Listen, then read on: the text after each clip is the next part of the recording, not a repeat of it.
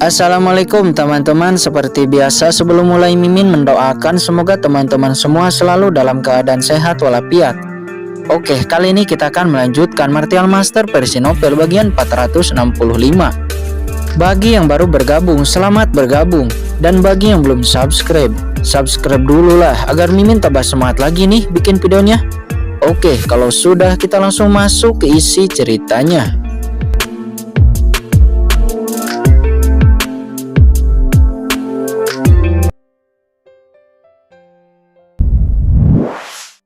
Legendaris dari surga. Mungkinkah lautan guntur ini ditinggalkan oleh ahli yang kuat dari surga? Jika demikian, mengapa pihak lain meninggalkan tempat ini? Dan apa yang tersegel di dalamnya? Kinchan menghirup udara dingin dan jantungnya berdetak kencang. Tidak peduli apa tujuan pihak lain, jika dia mendapatkan begitu banyak kristal suci, dia pasti akan membuat tingkat kultivasinya maju pesat. Bahkan mungkin langsung melampaui Sangguan Sinar. Dan balas dendam itu mungkin akan terwujud. Hati Kinchan tergerak. Jika sebelumnya dia datang ke Laut Guntur hanya untuk mengolah alam tanpa kebocoran dan memecahkan masalah benih parasit, maka sekarang juga untuk segel ini. Jika Tuan Muda Chen bersedia pergi ke Laut Guntur untuk mencari Presiden Sky Scanner saya dan membantu, Sky Scanner saya akan berjanji untuk melindungi Orde Hitam Tuan Muda Chen dan orang-orang di sekitar Tuan Muda Chen, kata Ge Hongsen. Kinchan mengangguk. Bahkan tanpa Ge Hongsen berbicara, dia tidak akan membiarkan hal-hal seperti itu terjadi. Namun dalam rencana Kinchan, Pu Qiankun ingin tetap melindungi Xiao Wushang dan yang lainnya, tetapi sekarang tampaknya itu tidak mungkin lagi. Dengan kesempatan seperti itu, Pu Qiankun tidak mau tinggal. Tapi ini bukan apa-apa. Untungnya penguasa Gunung Tiandi kali ini dibawa di dalam cakram Gyo Qiankun.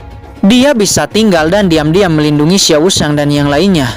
Selain itu, Kinchan juga mengirim berita kepada Mokara dan yang lainnya untuk segera datang ke kota Tianlei. Mungkin mereka akan segera tiba. Aku memang akan memasuki lautan guntur dalam beberapa hari. Jika aku dapat bertemu dengan Presiden Sky Scanner Anda, aku secara alami akan membantunya.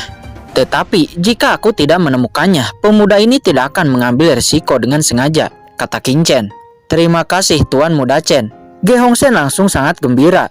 Adapun harta ini, Kinchan melirik kotak batu giok di atas meja. Tuan Chen, ini adalah jantung dari Sky Scanner saya. Dan saya juga meminta Tuan Chen untuk tidak menolaknya. Terlepas dari apakah Tuan Chen bisa bertemu Presiden Gongsun saya atau tidak, kata Ge Hongsen dengan tulus. Jika itu masalahnya, aku akan menerimanya, kata Kinchan. Tuan Chen, Sky Scanner kami juga memilih beberapa orang hebat di jangka Martial Emperor untuk pergi bersamamu, kata Ge Hongsen. Kinchan melambaikan tangannya dan berkata, ini tidak perlu. Wakil Presiden Ge hanya perlu memberi saya peta Laut Guntur terbaru, dan saya akan berangkat dalam 2 hari, kata Kinchan.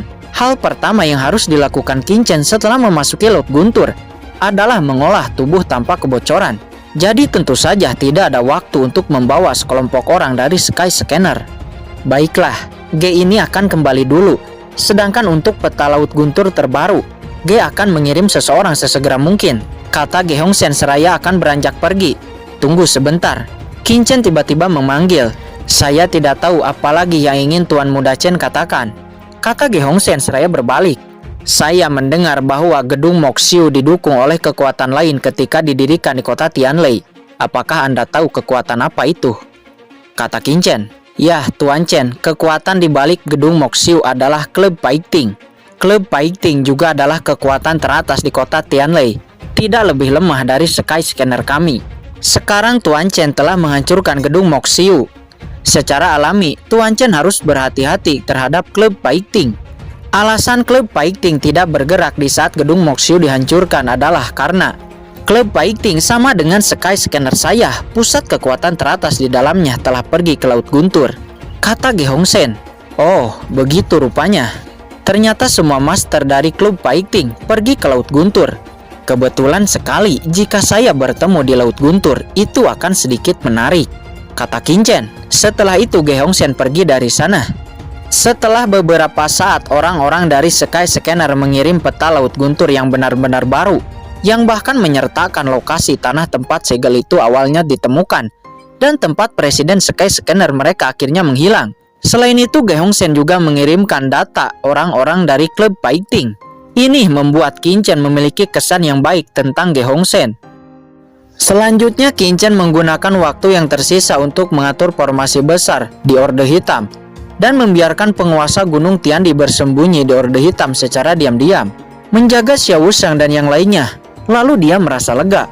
Sebelum pergi, Qin Chen tidak lupa meninggalkan Xiao Wushang dan yang lainnya dengan sejumlah besar obat-obatan, dan bahkan meninggalkan buah dao dan buah aturan dan beberapa kristal biasa, sehingga setelah mereka mencapai puncak kultivasi, mereka dapat memiliki sumber daya untuk melakukan terobosan. Setelah melakukan semua ini, Qin Chen membawa Pu Qianqun, Yu Qiansu, dan Jiruyu meninggalkan kota Tianlei dan langsung menuju ke Laut Guntur. Singkat cerita, Qin Chen dan yang lainnya telah sampai di tepi Laut Guntur. Qin Chen dan Pu Qianqun sama-sama pernah ke Laut Guntur sebelumnya, dan mereka cukup tenang. Akan tetapi, Yu Qiansu dan Jiruyu keduanya ada di sini untuk pertama kalinya. Mereka berdua cukup terkejut melihat sekeliling ada lampu guntur tak berujung di mana-mana. Ayo, pergi. Di bawah kepemimpinan Qin Chen, sekelompok orang memasuki Lautan Guntur.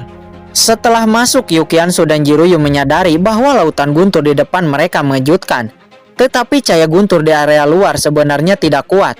Itu hanya setara dengan kesengsaraan guntur dari ahli Martial King tingkat ke-7. Dengan kata lain, kultivasi terendah untuk memasuki Laut Guntur adalah Martial King. Jika lebih rendah dari Martial King, itu akan langsung diledakkan oleh guntur. Sosok Qin Chen terus melesat, menyebabkan riak dalam guntur yang tak ada habisnya, dan terus-menerus menyapu ke kedalaman Lautan Guntur.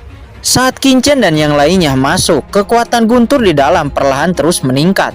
Qin Chen memiliki peta Laut Guntur yang diberikan oleh Ge Hongsen.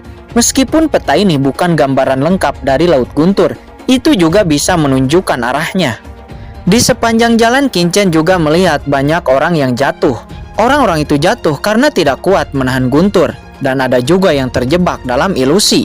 Di Laut Guntur ini, yang berbahaya selain guntur adalah ilusi. Jika seseorang jatuh ke dalam ilusi, itu akan kehilangan pikirannya dan gila lalu jatuh. Setelah jatuh, itu hanya akan menyisakan senjata mereka dan pedang mereka. Dan mungkin puluhan tahun atau ratusan tahun kemudian, pedang itu akan dihancurkan di bawah gemuruh Lautan Guntur yang tak berujung, dan menjadi senjata yang sudah usang. Setelah ribuan tahun, itu akan menjadi abu. Di Lautan Guntur hanya senjata tingkat kekaisaran sejati yang dapat dipertahankan untuk jangka waktu yang lebih lama, bertahan di sungai sejarah yang panjang. Melihat beberapa orang yang jatuh, Yu Qiansu dan Jiruyu memahami Lautan Guntur yang mengerikan. Meskipun tempat ini adalah tempat yang bagus untuk pengalaman, itu juga merupakan tempat terlarang yang sangat berbahaya. Qin Chen dan yang lainnya terus masuk lebih dalam, dan semakin dalam mereka pergi ke Lautan Guntur. Setelah setengah hari, Qin Chen dan yang lainnya akhirnya tiba di suatu tempat. Ini adalah Lautan Guntur yang mengerikan. Sinar guntur yang tak berujung melonjak, berubah menjadi serangkaian naga yang marah meraung. Ini adalah tempat di mana cahaya guntur sangat ganas di Lautan Guntur. Tetapi bagi Qin Chen, ini adalah salah satu tempat terbaik untuk berlatih. Saya ingin berlatih di sini. Anda juga dapat menemukan tempat latihan Anda sendiri berdasarkan kekuatan Anda sendiri, kata Qin Chen. Baik. Keempatnya menemukan tempatnya masing-masing. Setelah Qin Chen duduk bersila, tiba-tiba gelombang cahaya guntur yang menakutkan menghancurkan tubuh Qin Chen, membuat Qin Chen merasa kesemutan di sekujur tubuhnya. Cahaya guntur mengalir ke tubuhnya dan darah mengalir dari seluruh tubuhnya. Selama badai petir, Qin Chen tidak berlatih secara langsung, tetapi menggunakan susunan Tiankong Wanjuan dan manik-manik transparan untuk terlebih dahulu mengatur formasi penguncian petir. Dengan formasi penguncian petir ini, Qin Chen dapat terus meningkatkan kekuatan badai guntur tanpa perlu takut lebih dalam ke Lautan Guntur, membuat kultivasinya lebih nyaman. Saat Qin Chen duduk bersila, tepat saat dia akan berkultivasi, semut pemakan ki dan serangga api dari cakram Gyeokyeon-kun tiba-tiba menyala. Kenapa aku melupakan serangga-serangga kecil ini? Qin Chen tertawa dan segera mengeluarkan semut pemakan ki dan serangga api. Sekelompok semut pemakan ki dan serangga api tiba-tiba melonjak gembira di Lautan Guntur ini. Bos, kami akan pergi berlatih sendiri. Sekelompok semut pemakan ki dan serangga api dipimpin oleh Xiao Yi dan Xiao Huo tenggelam ke dalam Lautan Guntur. Baru setelah itulah Qin Chen merasa tenang dan mulai mendesak Bloodline Guntur dengan seluruh kekuatannya. Jebret! Cahaya petir yang tak terhitung jumlahnya tiba-tiba muncul di tubuhnya. Dan sesaat kemudian Qingchen benar-benar terjebak di lautan guntur ini dan mencoba mengintegrasikan darah ke setiap bagian tubuhnya, bekerja sama dengan tubuh suci abadi untuk mencapai alam tanpa kebocoran yang legendaris.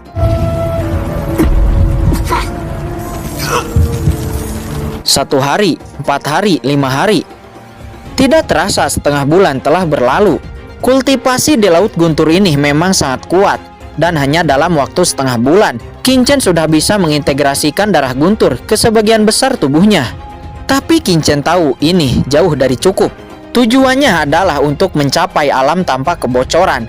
Dan yang disebut alam tanpa kebocoran tidak hanya untuk memasukkan darah ke sebagian besar tubuhnya, tetapi memasukkan darah ke seluruh tubuhnya dengan menyeluruh. Jadi, setelah setengah bulan berlalu tanpa perubahan fisik, Qingchen segera mendesak formasi penguncian guntur untuk mengumpulkan semua guntur di sini. Terdengar suara gemuruh, cahaya guntur yang tak berujung, dan guntur ribuan mil di sekitar tampak berkumpul dan dengan panik menuju lokasi Qingchen. Tiba-tiba area badai di mana Qingchen awalnya berada berubah menjadi pusaran guntur. Kekuatan badai asli meningkat beberapa kali dalam sekejap, dan Qingchen menggertakkan giginya dan memasuki pusaran guntur. Hu Qiankun, Jiruyu, dan Yu Qiansu sedang berkultivasi di kejauhan, dan mereka semua terkejut saat merasakan gerakan Qingchen. Apakah Qingchen gila? Formasi penguncian petir benar-benar mengunci guntur itu bersama-sama. Cahaya guntur yang mengerikan itu bahkan lebih menakutkan daripada kesengsaraan guntur yang paling mengerikan. Di bawah guntur semacam itu, puncak tahap air mata Emperor mungkin akan hancur dan tercabik-cabik. Apakah dia berkultivasi atau sedang mencari kematian? Kata Hu Qiankun. Shao Chen, Yu Qiansu, dan Jiruyu mengepalkan tangan mereka penuh kekhawatiran, bergumam, berdoa dalam hati untuk Qingchen. Benar-benar gila. Hu Qiankun menggelengkan kepalanya, tetapi tidak mengatakan apa-apa. Dia juga tahu bahwa tidak ada yang bisa mengubah keputusan Qingchen. Setelah Qingchen memasuki pusaran badai guntur itu, Qingchen merasa tubuhnya terkoyak, tulangnya hampir pecah. Qingchen segera menelan beberapa pil penyembuhan satu demi satu untuk mengobati tubuhnya yang terkoyak. Itu terus dilakukan. Setelah sebatang dupa, perasaan robek masih ada, tetapi itu benar-benar berbeda dari saat dia pertama kali masuk. Dan Qingchen terkejut menemukan bahwa kekuatan darahnya sendiri telah diintegrasikan ke lebih banyak tempat di tubuhnya. Hati Qingchen langsung penuh motivasi. Dia tahu bahwa selama dia terus bertahan, begitu kekuatan garis keturunan dapat menyebar ke setiap bagian di tubuhnya. Dia dapat sepenuhnya mengintegrasikan kekuatan garis keturunan dengan tubuhnya. 3 hari kemudian, kulit Qingchen masih diambil, darah di tubuhnya masih hilang, bahkan tulangnya masih patah. Setelah 6 hari, tingkat kehilangan darah menjadi semakin lambat. Saat ini wajah Qingchen tidak hanya pucat, tetapi tubuhnya juga tidak lagi berdarah. 9 hari kemudian, darah di permukaan tubuh Qingchen benar-benar berhenti keluar dan bahkan tulangnya tidak patah. 12 hari kemudian, luka di tubuh Qingchen mulai sembuh secara bertahap. 15 hari kemudian, kulitnya yang robek juga mulai tumbuh secara otomatis. Pada saat ini, Qingchen tiba-tiba membuka matanya dan menelan beberapa pil penyembuhan. Dan pada saat yang sama tiba-tiba meningkatkan kekuatan formasi penguncian petir dan menarik lebih banyak guntur. Duar. Cahaya guntur tak berujung mekar, dan Qingchen mulai memadu pusaran guntur di luar, mengalir ke tubuhnya untuk mengubah tubuhnya. Pada hari ke-21, luka Qingchen tidak hanya hilang sepenuhnya, tetapi kulitnya lebih bagus dari sebelumnya. Pada hari ke-25, tulang Qingchen di sekujur tubuhnya mengeluarkan suara, dan esensi sejati mengalir lebih cepat di tubuhnya. Suara samar semacam ini berlangsung selama 1 jam. Setelah suara samar selesai, Qingchen tiba-tiba membuka matanya, menggelegar, dan cahaya guntur tak berujung mekar padanya. Ini adalah lapisan cahaya guntur yang sangat berbeda dari badai di luar, menembus seluruh tubuhnya, bahkan di lautan jiwa dan pikirannya, mekar seperti guntur sutra. Cahaya kegembiraan melintas di mata Qingchen. Dia tahu bahwa saat ini dia telah mengintegrasikan kekuatan darah ke dalam setiap bagian di tubuhnya. Ini adalah tubuh tanpa kebocoran, dan dia benar-benar mencapai tubuh tanpa kebocoran. Dan Qingchen juga merasa tubuh suci abadinya telah menerobos lagi, mencapai puncak tahap akhir dari tahap ke-8. Dia tiba-tiba berdiri dan melangkah keluar, Pusaran badai yang sebelumnya dapat dengan mudah merobek tubuhnya, sekarang tidak berpengaruh lagi padanya. Bahkan ketika Qin-chen melangkah keluar, pusaran badai di sekitar tiba-tiba terbelah, seolah-olah takut kepada Qin-chen. Pu Qiankun, Jiruyu, dan Yukiansu yang sedang berkultivasi, mereka berhenti sekali lagi, menatap posisi badai Qin-chen dengan kaget, dan kemudian mereka mendengar raungan gembira Qin-chen. Berhasil! Apakah Shao Chen berhasil? Jiruyu, Yukiansu, dan Pu Qiankun sangat bersemangat. Meskipun mereka tidak tahu apakah Qin-chen berhasil, mereka semua jelas merasakan emosi gembiranya. Dalam pusaran badai, setelah Qin-chen mendesak formasi penguncian petir sampai ke ekstrim, pusaran badai menjadi lebih menakutkan. Tetapi pada saat ini, tidak peduli bagaimana pusaran badai menguat, itu tidak akan dapat membahayakan Qin-chen lagi. Setelah mencapai tubuh tanpa kebocoran, Qin-chen merasa dia penuh dengan kekuatan. Qin-chen merasa saat ini bahkan tanpa bantuan Lao Yuan, Qin-chen bisa melawan puncak tahap akhir Martial Emperor dengan mudah seperti Ji-Cannot. Setelah berhasil mengolah tubuh tanpa kebocoran, Qin-chen menghabiskan setengah hari untuk menyesuaikan diri.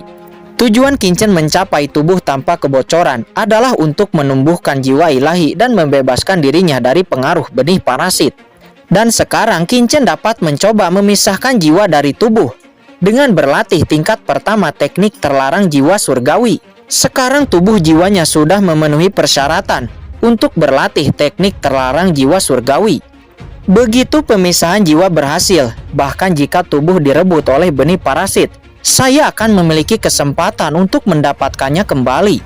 Menurut tebakan Qin-chen, jiwa yang terbelah sampai batas tertentu setara dengan tiruannya.